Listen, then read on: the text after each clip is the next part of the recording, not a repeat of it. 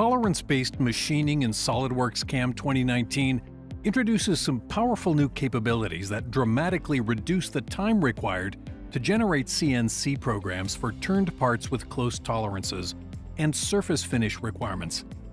Leveraging DIM expert dimensions and model-based definition information applied directly to the model, SOLIDWORKS CAM automatically applies your preferred machining strategies to the part based on the tolerance scheme with just a single button click. In this example, based on nominal tolerances, the remaining features and operations required to machine the outside profile and groove have been added, both using a rough finish strategy. Next, we'll go ahead and change the tolerances that affect both the groove and the outer profile, changing overall type and values to be undersize. These types of dimension and tolerance scheme modifications can appear small, but often dictate a change in the operations required to machine the part to the correct size, leading to delays on the shop floor.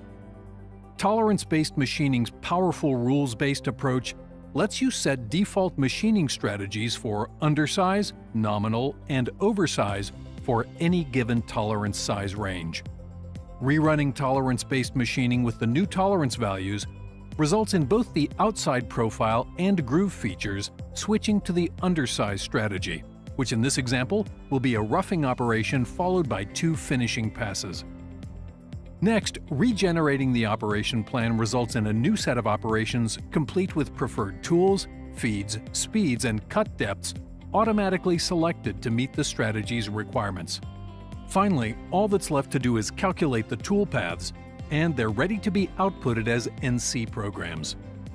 Tolerance-based machining in SOLIDWORKS CAM 2019 streamlines design to manufacture, leveraging the power of model-based definition to automate CNC programming and reduce overall delivery times.